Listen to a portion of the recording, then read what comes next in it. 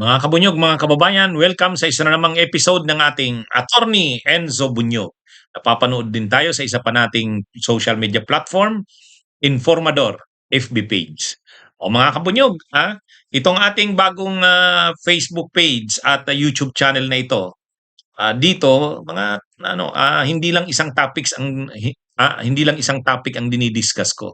Tulad ngayon, 3 topics ang i-discuss natin. Una, sangkot din pala si Padilla diyan sa mga illegal campaign donations na 'yan. Tumanggap din pala siya ng illegal na campaign donation, 10 million noong 2022. Pag-usapan natin 'yan. Ito, umiinit, Banat Bay versus Barsaga. Kinumentaryohan ni Banat-Bay, DDS vlogger itong si Barsaga. Nag-counter din si Barsaga. Anong pinag-awayan nila? Okay, mamaya pag-usapan natin. Si Sara Duterte, sabi ni Sara Duterte, kung siya daw ang presidente, hindi niya daw i-appoint si Remulla na ombudsman. Wala daw siyang believe diyan kay Remulla. Pero may counter na, may sagot na si Remulla. Kung anong sagot, mamaya. Okay. Mga kabunyog, mga kababayan, mainit yung mga illegal campaign donations na binigay sa mga politiko. Mainit na issue ito, lalo na itong kay Chis Escudero, kay Villanueva. Pero hindi lang pala si Escudero, si Villanueva ang sangkot dito. Pati pala si Robin Hood Padilla, mayroon din ha. Ano pala to kung pinag-uusapan natin dito yung election offense, bawal sa ating Omnibus Election Code na yung isang kandidato o isang partido o kaya pati party list bawal. Bawal tumanggap ng campaign donations sa isang natural person o kaya tao o kaya juridical person, corporation na may kontrata sa gobyerno. May yung mga pwedeng supplier ka ng mga supplies o kaya contractor ka ng mga public works, bawal. Bawal. O alam naman natin 'yan. Yan yung problema ngayon ni Chis Escudero Tumanggap siya ng 30 million na campaign donations noong 2022 galing kay Lubiano na may-ari ng Centerways Construction na kontraktor ng gobyerno. Si Joel Villanueva naman, yung 20 million naman, galing naman kay Acusar sa New San Jose, na may-ari ng New San Jose Builders na maraming kontrata sa gobyerno, lalo sa National Housing Authority. Bawal yun. Bawal yun. Ngayon, ito pa lang si Padilla, mayroon din. Mga kabunyog, mga kabayan, mayroon din pala itong si Robin Hood Padilla. Ayon sa Philippine Center for Investigative Journalism, PCIJ, si Senator Rubin may 10 million pesos din na donation mula sa franchises noong 2022 polls. Ayon sa report, tumanggap si Senator Robin Hood Padilla ng halos 10 milyong halaga ng donasyon mula sa mga franchises sa kasagsagan ng pangangampanya noong 2022 elections na labag sa Omnibus Election Code hinggil sa pagtanggap ng donasyon mula sa mga individual at korporasyon na may kontrata sa gobyerno. Yan Kaya magpapaliwanag din ito si Robin Hood Padilla. Ano ito? Bawal na bawal ito. Mga kabunyog, ang pagbabawal kasi na yan, hindi ka dapat tumatanggap galing sa mga may kontrata sa gobyerno. Kasi, pag nanalo ka, ang natural na magiging niyan, ang iisipin niyan, payback time. Susuklian mo yung tumulong sa'yo. So, pwede mo silang, dahil kontraktor sila ng gobyerno, bibigyan mo rin sila ng dagdag pang mga kontrata.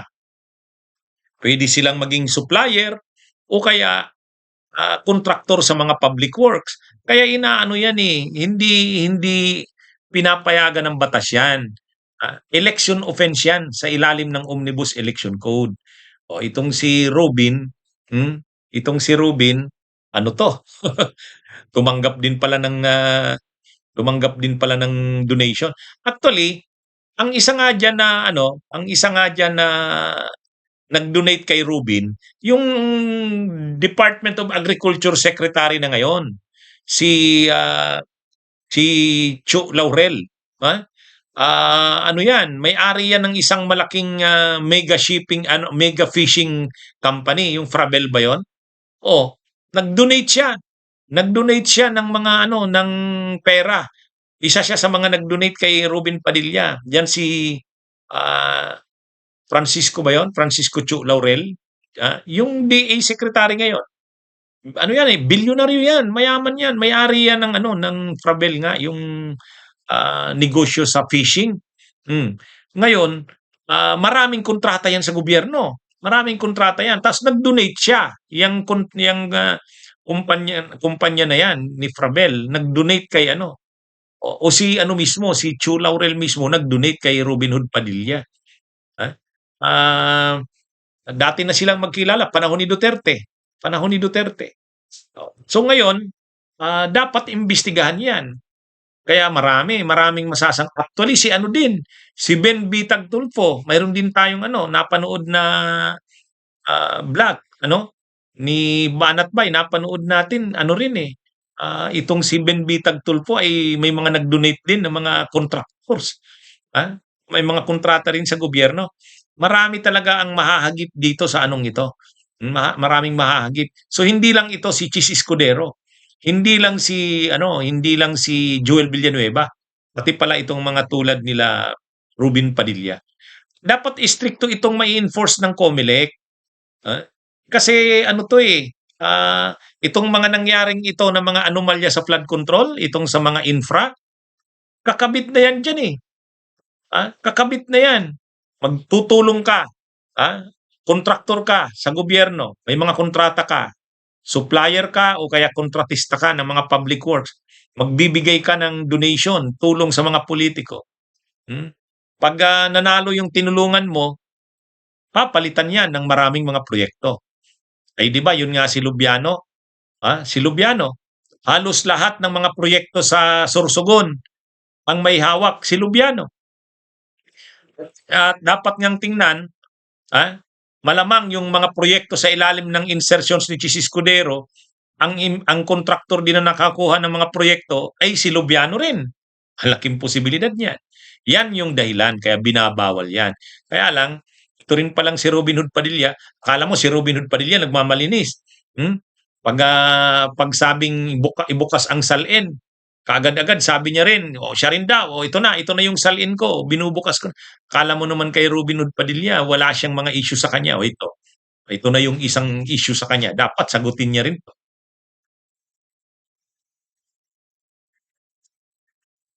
O matapos yung ano, yung rally ng mga DDS noong October 12, nung Sunday, nung pinanawagan ni Kiko Barsaga, ha? Yung people power tree nila doon, nalulusubi nila, papasukin yung Forbes Park. Masyado kasing overacting yung ano, propaganda ni ano niya ni Kiko Barsaga. Mayroon pa siyang mga nagsasalita siya sa rostrum na ano, sinasabi niya na to my fellow citizens. May mga ganun pa siya, parang ano eh, may mensahe sa lahat ng tao. Ngayon, yung mga DDS, siyempre, bilib na bilib kay Barsaga. Ito na, matapang daw si Barsaga. Ito na yung leader na hinahanap nila. Imagine niyo, lulusubin yung ano, papasukin yung Forbes Park. At yung pinag-iinitan nila, si Saldico at saka si Romualdez, papasukin lulusubin ang bahay doon sa Forbes Park mismo. Yun yung sinabi ni Barsaga. At magdamagan na daw, magdamagan. Walang uwian. Tuloy-tuloy na yan. May warning pa nga si Barsaga kay PBBM sa administrasyon. Sigurado daw, bukas, o ibig sabihin kinabukasan, ng October 30 na yan, no choice daw ang presidente kundi mag-declare ng martial law. Bakit siya nagsasabi ng ganon na magdi-declare ang presidente ng martial law? Ay kasi ang tingin niya, magtatagumpay siya, napakaraming tao ang sasama, hindi na makokontrol ng gobyerno ang pagbuhos ng tao. So, para mapanatili pa siya sa pwesto, protektahan ang pwesto niya, magdi-declare siya ng martial law. Parang ganun yung ano eh. Sa mga DDS naman, ganun din yung iniisip nila. Yan, sumama na tayo dito. Mukhang maganda itong panawagan ni Barsaga. Kaya ang iniisip nila, yung action talaga na ano sila, papasukin talaga nila ang Forbes Park, pupuntahan talaga ang bahay ni Saldico at saka ni Romualdez at magdamagan sila hanggang umaga. Walang atrasan, walang uwian. Eh, ang problema, unang-una, wala namang taong dumating halos. Tapos kahit dun sa Forbes Park, hindi naman dun nag-rally si ano eh, si Barsaga, dun siya sa Raha Sulaiman, yung mga kasamahan ng DDS. Nagprograma sila dun. Ay noon nga mag-aalas 5, alas 6 na, malapit ng dumilim, kukunti ang tao. Nag-live si Jimmy Bundok pa ano-ano eh, paano-ano sa ano, paligid. Parang kukunti yata sila. Si Banat Bay din, umatin din. Hindi umiimik si Banat Bay, parang inoobserbahan lang. Ha? Um, nung mga alas 11 na ng gabi, nagmarcha sila.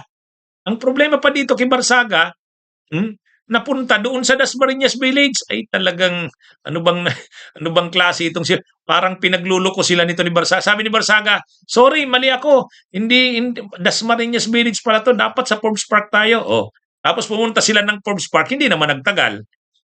Parang dumaan lang. Oh. Ibig sabihin nun, takot din si Barsaga talaga na mag-rally doon sa may Forbes Park. Ipapaaresto talaga siya doon. Handa rin yung mga PNP doon. Oh.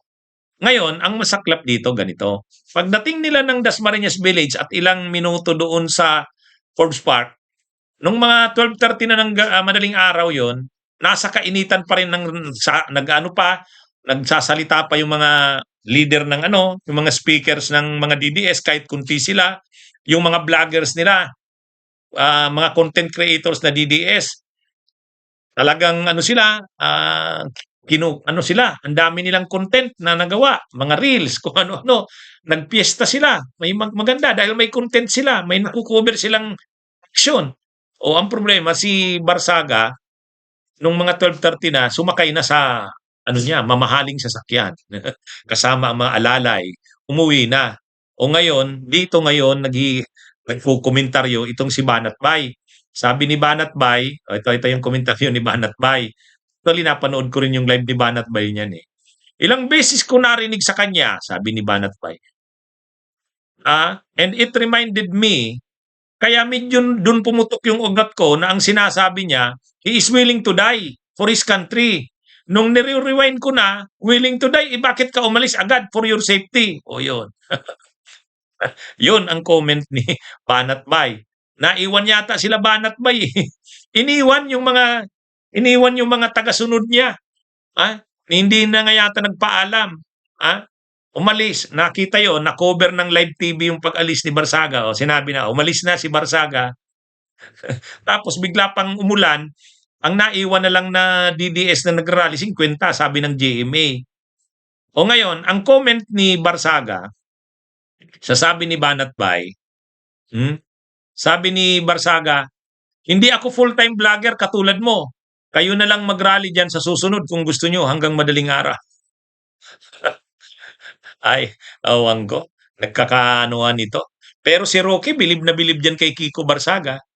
Kaya lang yun na nga, mayroong mga DDS na frustrated. Kasi ang mga DDS, marami diyan gusto niyang palaban eh, gusto niyan action. Kaya nga akala nila si Barsaga yung nila. Okay ito si Barsaga kasi palaban, hindi matatakutin. I mean, yun papasukin daw ang Forbes Park eh. Kaya lang hindi pala ganoon. Yung pala uuwi na at maglalaro ng computer si Barsaga. Tapos hindi pa nakarating doon sa hearing ng kanyang ethics complaint case. Doon sa Kongreso, pinagalitan na naman kinaumagahan. Bakit hindi nakarating? Ang paliwanag niya, naglaro siya ng computer. Imagine niyo. Nung tinanong pa ng media, ang sagot niya, meow. Yun. Yun ang problema. Diyan sila bumibilib kay Barsaga eh. Si Roque, bilib na bilib. Sabi ni Roque, people's congressman. Pero biglang nawala yung tiwala ng mga DDS. Itong sinasabi ni Banat Bay, marami ring mga DDS ang nagsabi niyan. Nakakantsawan tuloy sila. Siguro sa susunod magpatawag itong si Barsaga, wala nang sasama. O kung mayroon man, dati 150 ang sumama, baka ngayon na lang, baka 5. Kasama si Kuya Park at saka yung Makata. Yun yung mga posibleng kasama niya dyan.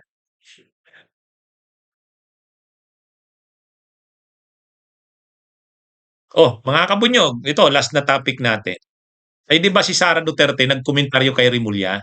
Nung tinanong si Sara Duterte tungkol sa masasabi niya na si Rimulya na ang ombudsman, ang sabi ni Sara Duterte tungkol kay Rimulya, ano daw 'yan, ah, si ano daw, kung siya daw ang presidente, hindi niya naman i-a-appoint 'yan si Rimulya.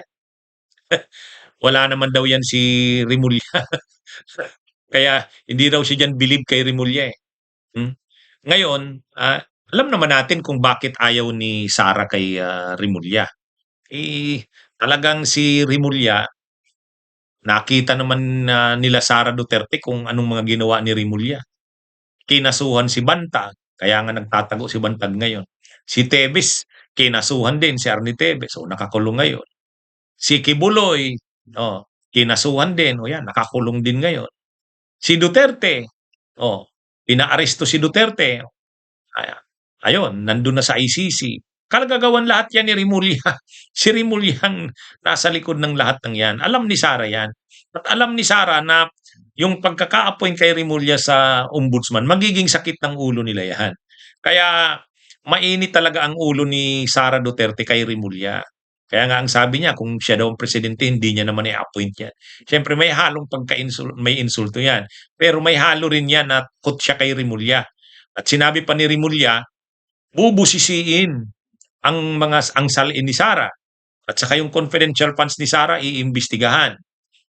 At sa unang interview ni Rimulya, kaagad-agad, tungkol kay Sara ang topic, kaya nga nagre-react si Bato at mga DDS, bakit naman si Sara kaagad ang topic mo? Eh yun din ang tinanong kasi sa kanya ng media. Eh. So, sinabi pa naman ni Rimulya, kahit pa sitting president ay vice president si Sara Duterte, hindi bawal na imbestigahan 'yan ng ombudsman. Iimbestigahan daw nila 'yan ayon kay Rimulya. Kaya, ah, itong si Sara nag-react, tungkol kay Rimulya. Sabi niya, "Bahala na siya diyan kung anong gawin niya sa aking salin. Ipasa Diyos ko na lang 'yan." Pero kung siya daw, hindi niya i-a-appoint si Rimulya, kung siya ang presidente. Ang reaksyon ni Rimulya diyan, may counter na si Rimulya. Ang sabi ni Rimulya, simple lang ng sagot ni Rimulya.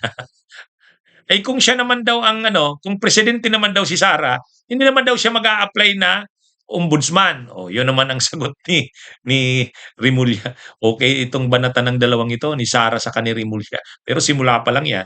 Abangan natin. Sa susunod na mga araw, marami pa yan. Iinit pa yan. Ha? Iinit pa yan.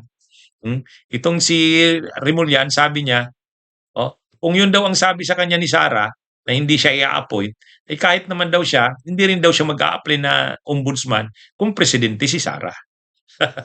Okay, abangan natin. Abangan natin mga kabunyog sa susunod na mga araw. Kasi, talagang mainit ang mga Duterte sa kay Rimulya. Mainit din si Rimulya sa mga Duterte. Okay yan. Ay, para tayong may telenobelang pinapanood nito at inaabangan. Okay, mga kabunyog, mga kababayan, magandang araw sa inyong lahat. Ito po ang Torny Enzo Bunyog. Napapanood din tayo sa Informador.